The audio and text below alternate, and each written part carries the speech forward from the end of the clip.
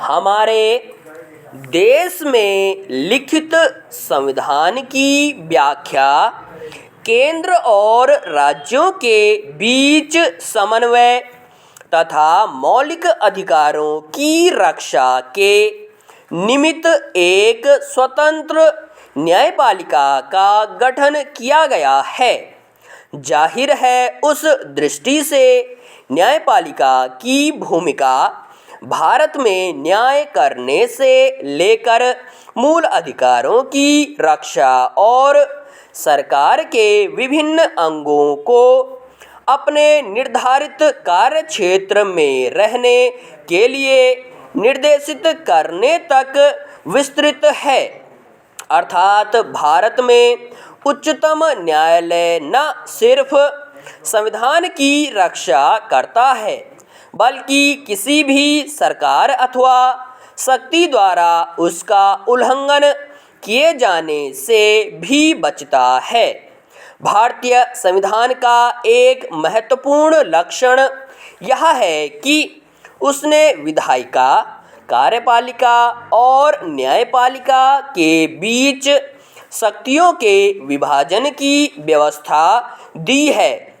शक्तियों का यह विभाजन स्पष्ट कर देता है कि संविधान का उद्देश्य किसी को भी असीमित अधिकार और शक्ति प्रदान करना नहीं है।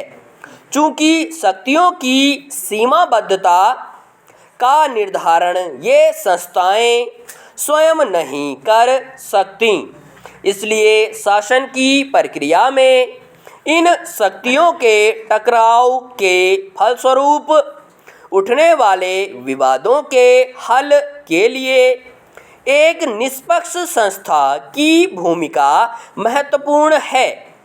संसद, राज्यों की विधानसभाएं या केंद्र और राज्यों की कार्यपालिका यह काम करने में तब असमर्थ हो जाती हैं जब उन्हीं की कार्यप्रणाली पर प्रश्न खड़ा किया जाता है।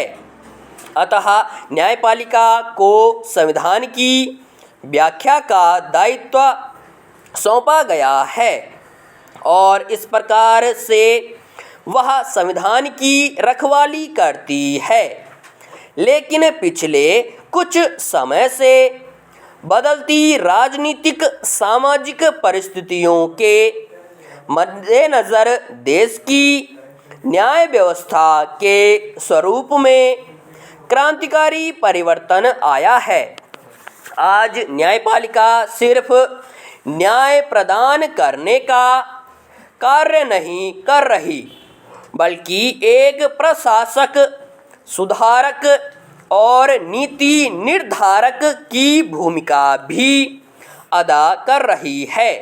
दरअसल आज भी परिस्थिति में न्यायपालिका को ऐसे कार्य भी करने पड़ रहे हैं जो मूल रूप से कार्यपालिका के कार्य क्षेत्र में आते हैं।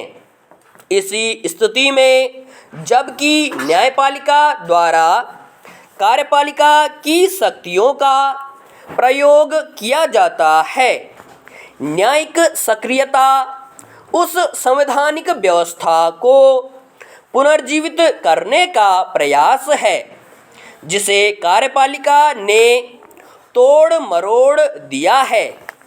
यहाँ प्रश्न उठता है, ऐसी कौन सी परिस्थिति आ खड़ी होती है जिसमें अदालत को इतनी सक्रियता दिखानी पड़ जाती है। अक्सर अदालतों को यह कदम आमजन की सुरक्षा के लिए ही उठाना पड़ता है।